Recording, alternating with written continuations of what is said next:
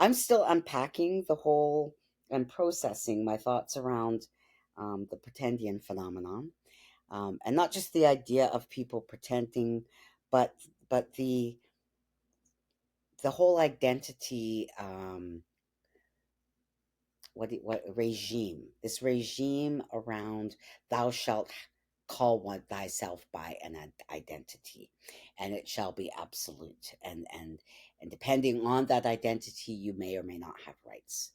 Um, I just think that how colonial can you get for a country that claims that it's interwoven, multicultural, all these threads of all these different cultures. BS.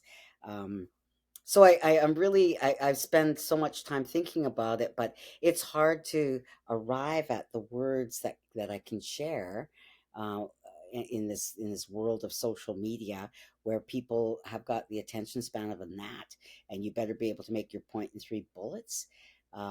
It's so much more complex than that, and I also feel like lots of those discussions on the one side are designed to maintain a status quo around the co-opting of everything that belongs to our people. Um, but also this distract the masses from what the greedy millionaires are doing and billionaires are doing. It's insidious, and I just think that we're all of us are getting, no matter what culture you're from in this country, we're all getting sidetracked um, from the original plan about what Canada apparently was supposed to become. So I'm just becoming a really, uh, I guess that's why I'm still processing, is I want to be able to advocate and say to people, we can get, slice it all up 20 different ways about your identity. Um, or we can talk about what our communities need and what our children need and the support that our seniors need, and talk about things that are important instead of how do I beat my chest when I name myself. uh, don't care. Is there food on the table? Are people housed? Those who are not housed, what are we doing? How to come with that's an epidemic. Yeah, yeah, I think you're right. Yeah. Absolutely. And there has to be further. Well, I'm beset on all sides by people who are taking up the space of Indigenous people claiming indigeneity with one ancestor 6 generations ago. Yes. And Yes. that's and yet using the colonial methods and the colonial procedures and processes to oppress the other Indigenous people around them. Yeah. Yeah. It's it's I'm on the one. It's like a horrified fascination. It's Yeah, yeah. That train wreck that you can't turn away from. I can't avert my eyes. I have to see. I And it's so can't. true. I was actually thinking about that and chat with a friend about this last week around how those reach back.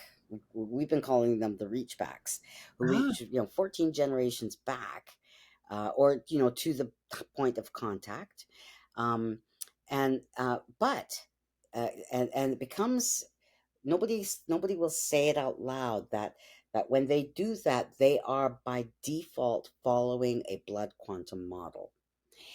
And so, all things being the same, all things being equal, under the Indian Act and under the Department of Indian Affairs, those who are considered what we now know as Bill C-31, who and reinstate the status that their parents or grandparents had, that's one thing. That's also blood quantum based.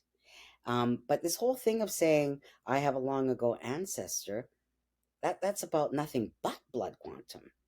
And so the crux of it is, if you are an actual, by definition of the Indian Act, Indian, um, your subject, you can only go back 3 generations. But if you're going to, all long as you claim to be Métis, you can go all the way back to the 1400s, and nobody questions. But yet at the same time, it's blood quantum. So there's some things that aren't aligning here, and if we're going to apply it equally, a lot of the people, and I know some people who have said, oh, it turns out I'm Métis, and I'm like, are you though? because I don't think you are. And if you do have a claim to a First Nations community somewhere, you should name that community, because that's your, if you're going to call it special status, that's where your special status doesn't come from being part Scottish, and it doesn't come from being part Irish or French. It comes from being part Indian. So name the Cree community or the Anishinaabe community. Name that community, and that's who you claim to be a part of, and they claim you. So I think we're still working through unraveling, because there's been so much distractionary language around it. Like, um, I'll just say that I'm Métis. I mean, by most people's definition of Métis would make me Métis, because my actual grandfather, is Irish. That's where the Neel name comes from. But my grandmother and everybody else in my family is Kwagilth, and I was raised Kwagilth. But yeah, people have said, how come you're so fair skinned? And so, are you Métis? Because you're mixed blood, you must be Métis. I'm like, no, no, no, no, no, no, no. And there's lots of people, I think, that claim that they're Métis, that are actually mixed blood and might be entitled to be registered as an Indian by the Indian Act. But this, a dozen generations back. Exactly. Well, there is a Algonquin organization here that was created for the purposes of a land claim, and it was created by the federal government and by the Ontario provincial government. And so they started pulling all these people in, saying that 7, 8, 10 generations, and these that they're from certain communities that are now they're Algonquin, and these communities don't have an infrastructure. They don't hold their own membership.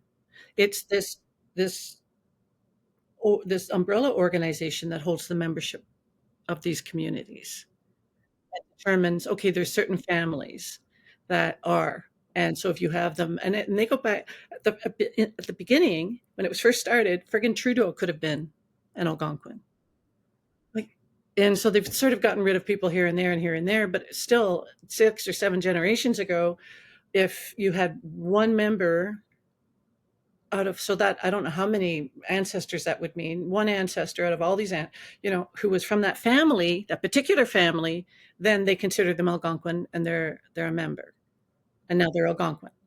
And for me, it's about not just who people claim to be, but what you said, who claims them, who do you claim? And it has to be, and I don't want to say federally recognized, but it has to be, it can't be one of these organizations that were, and they bring in as many as they can who are living on in the area, so that they can they vote on land claims, like they're voting on this Algonquin land claim, and the only one First Nation involved has rejected it, but everybody else is like, oh yeah, yeah, bring it on, bring it on, and for me it's lived experience, what lived experience and who claims you. Yes. And let's only go back with the Indigenous Screen Office. Hmm. It's 3 generations Hmm. and of family, and you need to be able to refer to you need to have support from this family Yeah. to say that yes, we claim them. Yeah. And I mean, yeah, yeah, there's been so much political backbiting, and I'm glad you mentioned the Indigenous Screen Office, because I've been actually going through all the reports on their website recently, because that's how much I'm thinking about this, because I initiated a new grant program here in BC. Rogers Group of Funds had provided a donation of $1 million for emerging Indigenous filmmakers, and that was enough to get us 4 years worth of grants. And this is the fourth year, so we're just wrapping up now. But when I started, I thought, we're not doing self identification by Tiki Box. You need to explain yourself. So I really modeled, and I asked them permission if I could borrow some of their wording, and then I customized it a little bit for BC, because it's such a diverse place.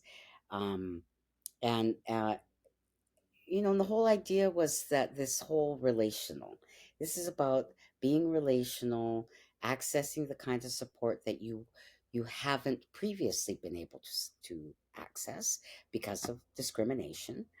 And And I don't like to get into it's a very real thing to say lived experience, but the problem with lived experience and talking about lived experience is that what pretendians have done, as we saw in the case of Barasa and Turpan, this the trauma borrowing, and they started borrowing other people's stories of trauma and struggle and claimed that that was their experience. So we start sharing our lived experiences. I'll talk about residential schools. I used to talk about it. Now I refuse to talk about it because it's like, it's not because I'm so hurt and damaged that I can't talk about it. It's that I know someone's going to steal my story and then claim to be Indigenous. And it'll sound so genuine because it's a real story, but it's not theirs. So some people have used the term trauma porn. I don't really like that, but I call it trauma borrowing. And so I want to get to the point, and that's what I'm processing now. And the ISO's reports are really good. Um, they don't they don't flat out state things that would be the solution, but there's a lot of discussion and observations and things that they're seeing that characterize what it's like to call yourself First Nations, because Indigenous, I said that earlier, it's another pan grouping us all together and homogenizing us. Um, and really, I actually asked some friends of mine who are Inuit, and I said, what do you think about us Southerners down here all saying First Nations, Métis, and Inuit? Did anyone ask you if it was okay? Like, do you want to be included? Because from what I understand, the Inuit people take care of the Inuit people. That, if a filmmaker who's Inuit is living in Vancouver and wanted to get into some filmmaking, they could contact their home community or their government, and there'd be lots of support for them, and encouragement. And they might not, if they run out of money, they could encourage them to apply for a grant elsewhere. But so there's that. And then, like I was saying about with Métis, sometimes they're not really Métis. They're mixed blood. Most of us are now. Um, but you, but the special status you're trying to talk about is your Indian side. So just call yourself by your First Nation. So it just brings us all back to First Nation and First Peoples. Um, but all that terminology, it's difficult to navigate, trying to use the English, colonial English language to come up with a nice phrase that doesn't sound patronizing or divisive, or dividing us all up, chopping us all up, and um, ending up in a place where you don't know who you are anymore or what your rights are. And then I think the other thing that's like I'm really interested in too, because this is my reality, is I can name six of the communities on my mom's and my dad's side, that I come from: the Kwagil, Mamalilkla, Namgis, Kwikwasutinuch, Mamtikila, and Danakdauch. That's my lineage. And then there's Irish off to the side over here. Um, Being able to say that I have the right to do a Kwagil something and a Mamtagila something is my right. But I have to be able to explain that. That's what I think we should be focusing on teaching our young people. And whatever that next iteration of how identity is described, in the next 25 years, I trust that our young people come up with something brilliant around that, Hmm. as long as So, they know all of their actual roots. yeah. Well, I see the young people now, and I just feel like they're so much stronger than when I was that age. And when Yeah. you're saying about people saying they were Métis, it reminded me when I was a kid, I was trying to sort it out, like my mom's non Indigenous. And I asked my dad, so if you're full blooded Algonquin, does that mean I'm Métis? And he said, no, no, no, no, no, no, no. You're Algonquin. You're Algonquin because I'm Algonquin. And I said, okay, good to know. Works for Uh, me. yeah. Well, I often wonder what it would have said if I had, what he would have said if I had, said, so does that make me, half breed. Yeah. Oh wow. Yeah, that was a thing for a while, eh? Yeah. Yeah. Oh, I actually remember that in my not long after we got to Victoria. I guess I would have been in my early teens. Half breed was still very much a word that was Oh, being yeah. used, Well, it was a and, song by Cher for one thing. and yes, and that was, Hollywood treated it that way, and the music industry, and I just remember thinking. When I was really young, and I think it was a big part of that we were just over a year in residential school before it was getting ready to close down, and but the malnutrition, the malnutrition, I came out of there a very pale, pasty looking little girl. I looked like a little white girl, and and it took me a while before, and I think too, you when I got into sports, I was always outdoors, so I started showing up darker, and people were like, "Are you an Indian?" Like, I'm a Quag Hills, but I'm not an Indian. Um, but yeah, that just that whole figuring it out for ourselves, and I think one of the big distractions is the fact that it's always somebody outside of our communities taking it upon themselves in this very presumptuous kind of way to decide who we are and what we'll be called and what policies will apply and what will be considered the truth. Um, I'm a big advocate again with the work I do with nonprofits, but also with our own people. Um, for BC, because we still have the modern day treaty process, slow and excruciating as it is, um, it's still a platform to hold those discussions where we codify in our own way how we describe ourselves, who we are. Um, it's not a, I don't like the word membership. I kind of like citizenship a little bit better if we're going to have to use English language. But, when we say Hamatlaloqualatle, all our people who are part of the way we and who we are, um, and practice our cultural ways. Uh, that's so much more all inclusive than are you a member or are you a citizen? Remember, you just buy a membership. I equate that to a fitness club, and a citizen means that you don't just get to claim, you got to give.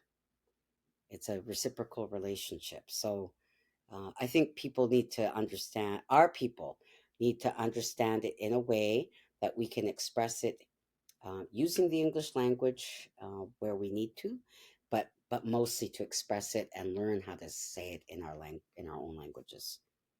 I've been working on other of these same policies, and somebody said, well, they kind of like the word affirmation in citizenship, Yes, which I like. I think, yes, yes, you're affirming, and that affirming isn't just about who you say you are.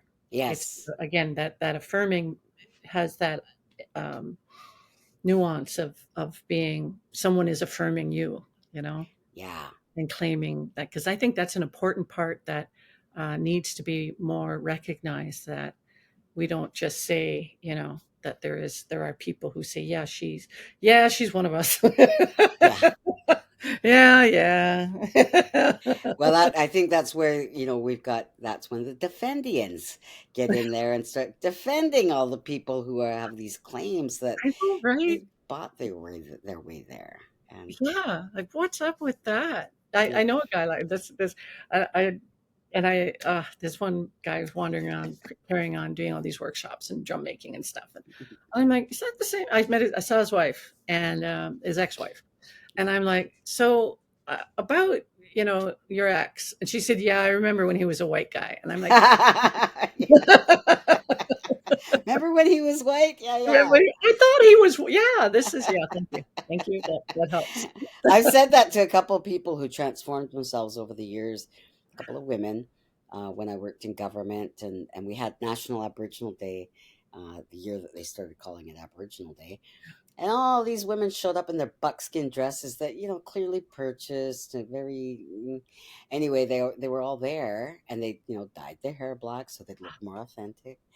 Oh my And god. I went up and I said, "Oh, where'd you get that pretty dress?" And they, "Oh, well, it's part of my culture." I'm like, "Really? What culture are you from?" "Well, I'm native." "Which native? From which community?" And and like, what's your actual name? And don't tell me Pocahontas because I know that's not it. Um, what's your actual name? Because your name is comes from a geographical location. All names do in our ways. And so if you have a name, then you probably belong. If you were if you had a name put on you and you're white, um, I think that's another part that our people have to be really clear is, because the big Buffy story and say they, the one part of the discussion is correct. Our people do get to decide who we bring in, who we adopt. Even before contact, there was adoption. Like those things happened, rights were transferred, but there was always a line. There's always been a line, at least in the way of our people, is that it's the birthright. It's the people who are born, actually born in and have the bloodline that get to have these particular names and these rights and these prerogatives. Uh, so if there has to be sort of an order to it, then it's the individuals with the birthright. And yes, we did adopt some people. We gave them rights, that we taught them how to do our artwork. And there were conditions placed on them that you can do this artwork in this style because you were taught by the best and clearly you have talent. Um, but you never get to speak for us. That's where we draw the line. You're brought into our family because we respect you and regard you as part of our family. So there's so many different variations, and I think that's part of the challenge that we face in this bigger pretendian discussion and identity discussion is, again, it's always someone from outside who doesn't already get where we come from, um, talking about it in terms that don't actually make sense or mean anything in our lives. So, for people to, yeah, and I've seen some of the stories from back east around, a white guy marries a native lady, gets to learn everything. She passes away. He then morphs into more of an Indian after. It's like, really? Yeah. Not taking it, dude. Yes. Yes, that buckskin jacket looks good on you, but still. Yeah. Let's leave it there, shall There's we? some principles at stake here. One last thing about that is, just this morning before we got on the call, there was a news release here in BC because there's I believe they call themselves the Pacific Northwest Métis. Um, when I started in government in 1990, there was one small handful of Métis people, literally in the province, who wanted to get organized, and they were and I met a few of them, and they were indeed, by the Métis, the real Métis people, just definition of Métis. So that's where they really came from, and by I was shocked that about 5 years ago I went to do a count because in 1990 there were 16 friendship centers and no Métis organizations, and now we have double the number of Métis societies in BC than there are friendship centers. So now there's, I think, 25 or 26 friendship centers, and there's something like 52 Métis organizations. So the news release this morning was all of these Coast Salish nations got together and issued a joint release to say there is no historic Métis population on this coast. First things first, these are our territories. If you landed in our territory, then you need to talk to us.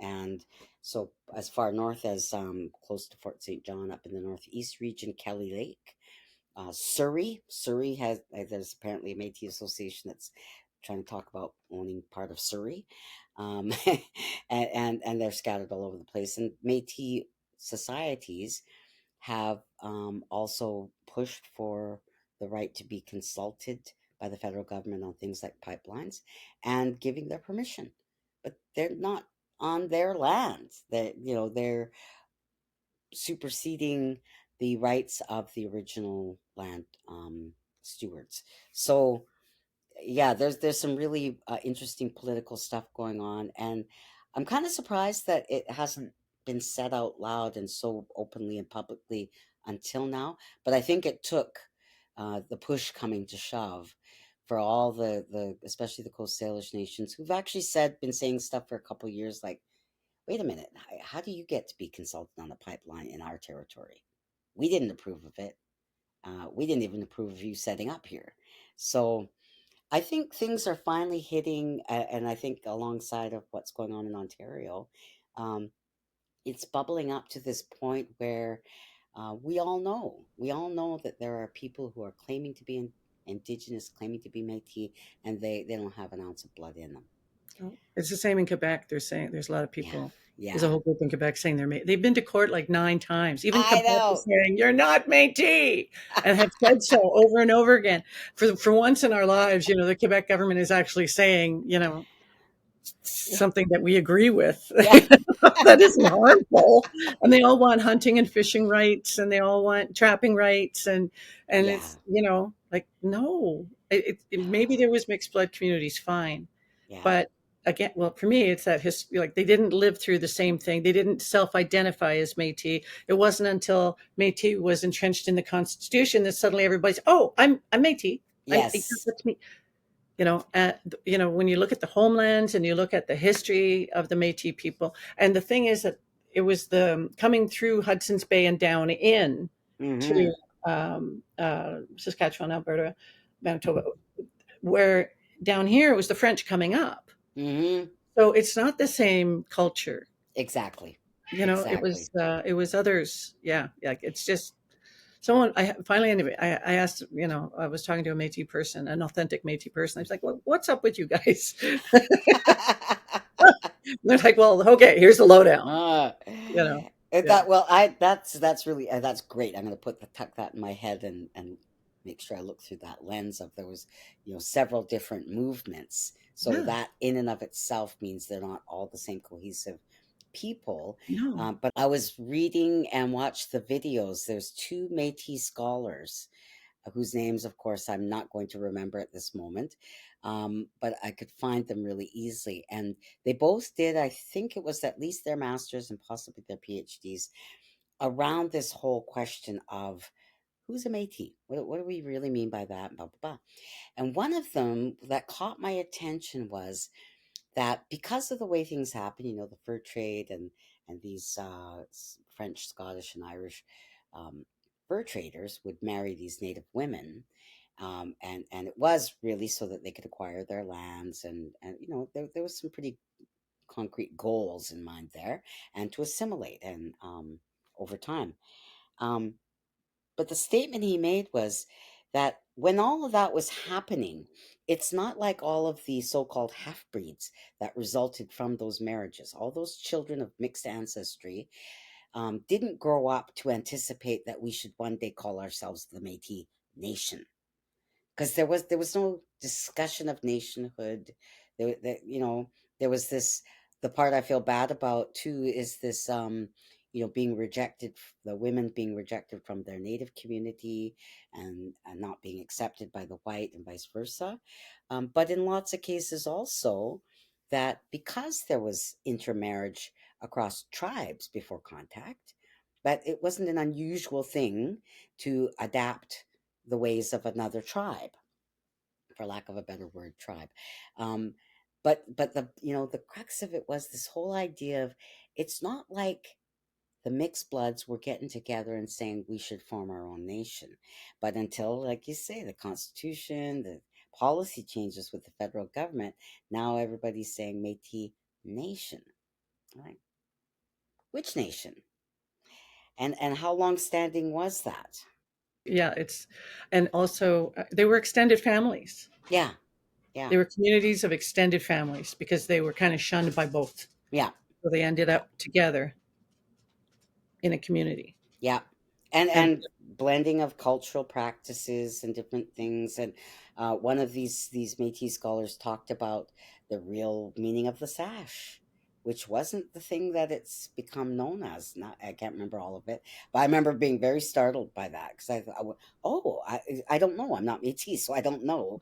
Um, but the way the sash is now used and worn as this sign of cultural identity, but that's not actually what its intention was at the start, early days. Yeah, No, that's true. lots more That to is, know. it is. It's there. I mean, I don't think there was a sash in Quebec. I don't think there was a, like it was, they didn't do the same cultural activities Yeah. or ancestral activities as this specific geoglocative group of people who experienced, the same things they experienced, with the well, with the RCMP, with the wars, Mm. basically. You know, Mm-hmm. these other Mm. people didn't have the same. So for them to suddenly pop up and say, "Yeah, Basketong was Métis," Yeah. no, no, it was Algonquin. Yeah. Yeah. And then Michif, the language. Exactly. It has its roots. Many of the root words come from various dialects of Cree. Yeah. Yeah. So, Yeah. like there's something there that needs to be woven in, thought through. There's just such that surface, um, grab and go kind of attitude Hmm. with the um, like we've heard so much especially in the stories of the Quebec people who claim Hmm. to be, because even these two Métis scholars were like, there were lots of people who had an Indigenous or First Nations woman, Hmm. several generations back, but they spent their whole lives denying any Native ancestry, and even so much as discriminating against and calling down Native people in all their growing up years. Now they want to be one Yeah. and they Oh, reap the yeah. benefits. So, Exactly. not that they're real benefits, but if they only knew. I always, my cheeky self says, "Oh, you want to be an Indian? Get on our dental plan, and let's send you to the dentist, and we'll see how long you want to be an Indian." Like social, what is it? Social assistance has a better dental plan. You know. Exactly, and I actually had a discussion with somebody about it, because they were doing the old, "Oh, you people get everything free." And I didn't want to get into that we paid for all this with the blood of our ancestors, and plus you've been squatting on our land rent free for how long.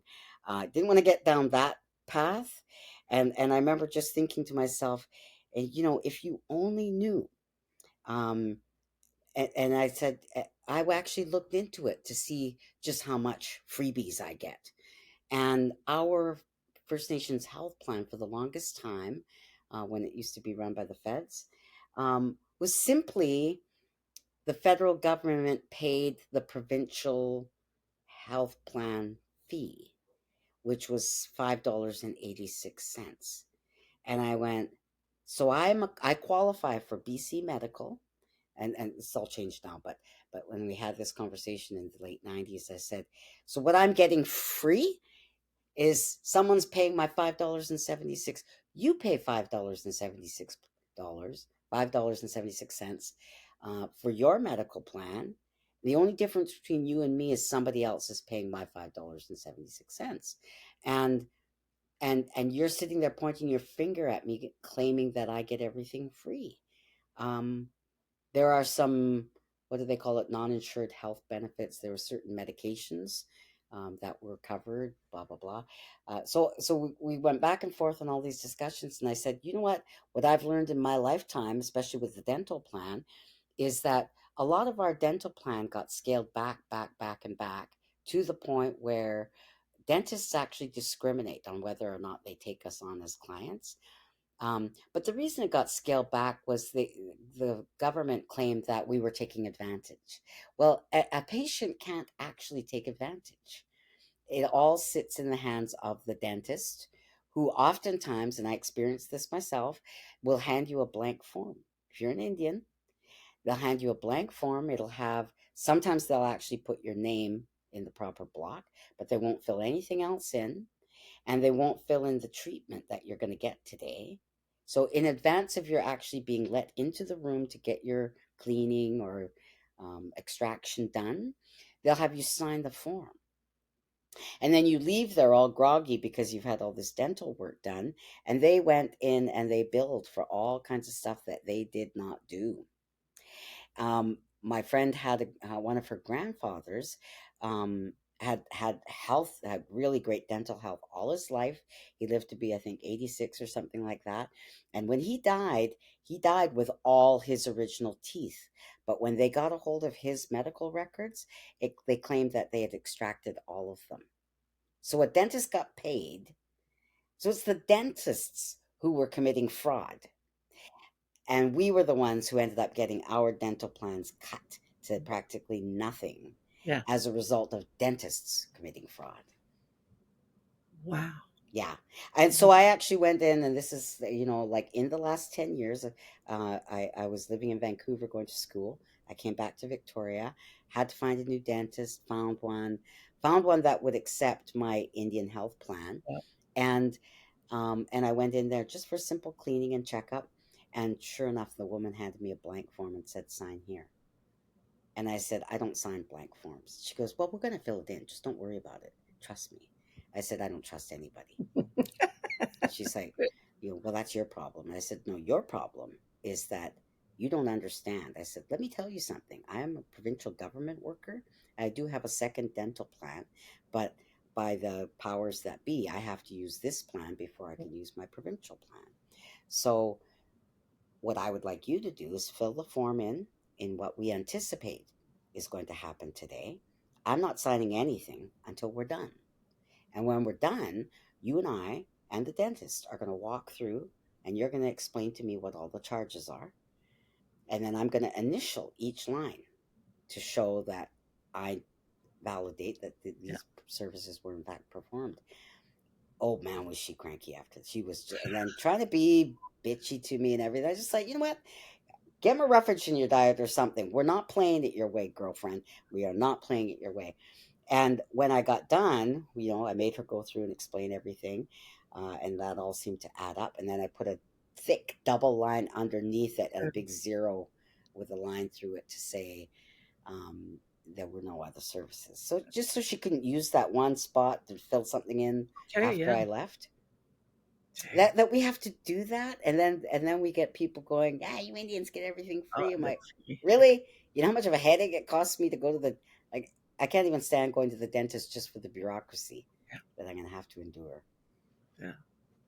That reminds me, I have to go face my dentist pretty soon. Yeah. Yeah, I can't get an appointment till August because we're not high on the priority list, us Indians, with our dental plans. I bet you if I phoned them up and said, you know, let's just bypass my Indian dental plan and use my provincial government dental Get plan, in right they'd away. have me in tomorrow. Yeah. Yeah. Systemic It is discrimination. systemic. There's so much of it that is that, and most of us don't even realize how the barriers that are there Yeah, and how it's being used against us. yeah, You know, yeah. it's just, And it's just become such normalcy in the way non-native people look at us and talk hmm about us. hmm They haven't, they don't know. I'd like to. I think it might actually might make an interesting documentary film to drag along a white person with me on everything Indian I have to do hmm and see how.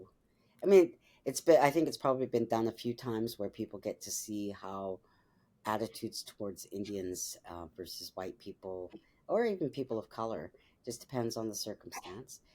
There's yeah. obvious, but it still keeps coming down to this bottom line of um, the racism and privilege is so ingrained in the Canadian hmm psyche and in its systems that um, phrases like, "Are you Indian or are you normal?"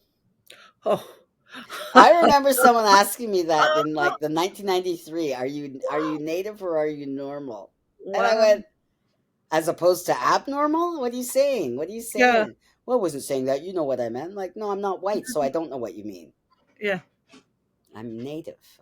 I'm actually quad guild. Learn how to say it." Exactly. Refer to the nation. Yeah, yeah. Yeah. I learned how to say all your words. Yeah. You should learn a couple of mine. That's right. Reciprocal. You know how that works? Yeah. Relationship. Yeah. Didn't you just say I was so articulate? Like that was supposed to be some kind of compliment? What did you expect? Wow. I'm so Grunt, surprised. grunt, grunt. Yeah, it's been into, I think, and I have to again go land back in the humorous place because Yeah. when things really get to me, and boy, oh boy, I've had my share of things really getting to me. I'm so thankful that I have an artistic practice and background that I can lean on and use as a way to process through all of this malarkey. Yeah. Otherwise, I'd be a really, really angry, cranky, hunched over bag. Bitter. Yeah, so I'm really thankful for that, and it just helps me to, I think, flip some of the narratives sometimes. Um, you kind of have to be able to do that in the moment, to get to the point where it's like, okay, I think I can come to a reasonable solution around this, and some of it's just really truly what lots of our wise people tell us. It's change your own perspective and attitude about it.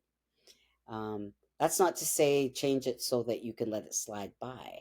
It's change it so that you can really be smart and strategic in the way you deal with it. I'm getting there. Otherwise, that's a lot of wasted energy. It is. You It know, is. fighting with people who have decided to take our indigenous rights and determine for their corporate policy. Like my son is like, oh no, no, not again. And he'll sidle up to me and say, "Mom, they make minimum wage." Yeah. I'll be like, "Okay, Yeah. okay, I hear you." I know.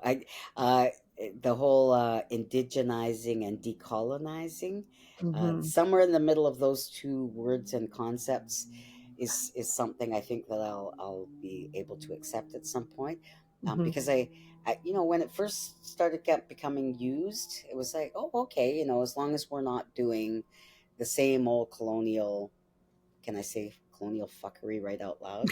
Um, as Sure. long as we're not doing that, Yeah. uh, and we're really focused on achieving something Yeah. for the betterment of citizens, all citizens. That's one thing, but um, then people started unpacking and said, are we indigenizing? We're not trying to make a No. colonial system indigenous. And then, the big fear for a lot of white people is, are we going to be doing ceremonies every day? And it's like, you're so cranky. Yeah. If we were, you probably could use it. Yeah. But no, that's not what we're trying to do. And then, so that's the indigenizing. And then decolonizing. If you decolonize, you'd have nothing left because it's so colonial, Yeah. top to Everything. bottom, Yeah. in every direction. Yeah. To decolonize means completely dismantling everything, in which case we'd have nothing. Yeah. So that's why I'm like, in between there There's got to somewhere be. Well, it's is, I think it's a blending. It's again normalizing yeah, uh, the cultures in society so that it's a blend. It has to be, yeah. and with an eye to making it like um, that we to work together, to make it better for all of our communities. Mm-hmm. Mm-hmm. It's how we look at society as a whole Yeah. and take what's good and and then from both because there's some stuff out of indigenous culture too that I could live without Yeah. and not that I want to be capitalist but that there are but then again I don't know is it really or was it as a result of but blending it so that all of society benefits you know Yes. Yeah. We're trying that's to what we make want healthy communities, healthy exactly families, individuals, families, and exactly communities. exactly And if yeah you lift the politics out of that, yeah I think that there's some actual opportunity. But yeah, the colonial agenda, the colonial project, yeah and just colonization in general has been yeah so far reaching and embedded, oh yeah and remains embedded, yeah that I think, let's just rethink, if we say that we want healthy individuals, yeah what are the things that support that to make healthy family, healthy community? Um, Otherwise, I look at, it's hard right now to look at the US and what's going on down there, because there's all kinds of crazy. But also, there's that balancing point too of, there are some communities that are just finding a way. They a whole bunch of people got fired from the federal government, and now they're going to need to rely on one another locally to feed one another and support one another and just stay alive until something gets fixed about that problem. But I don't like to say that we're more fortunate in Canada. I think that we've headed down a different path, but it's still the same colonial Mhm. fuckery. Yeah. Getting more comfortable saying that um, out loud, because people get kind of judgy when I say that. Well, But it's like, come on now, we know what colonialism was all about. We know what the intention yeah, was. Some of that mission was accomplished. The rest of it needs to be corrected and yeah, reconciled. absolutely. Right on. Yeah. Well, this has been so amazing. I could talk with you all day. I I love know I can talk with you all day. This is like we have so many like it. it's just nice to be able to float the thoughts Yeah, and exactly. Have the discussion. Kind of, yeah. it's inspiring. It's Yes. really inspiring. That's what's so brilliant, I think, about uh, all of our people. I especially love chatting with people who are creative types and art who Me call too. themselves artists. Um, we don't get to do this enough, Oh, we and need to do it more. really think we need to do it more. Yeah. Use this technology, but also find ways to get together in person when we can too. So you better call me when you come out here in the I am fall. so going to call you when I get to there. When I Yeah. get to Victoria, that's the first thing I'm going to do. Perfect. Okay. Well, thank you. Kachimi Gwitch. Thank you Kayla so Kesla. Thank you.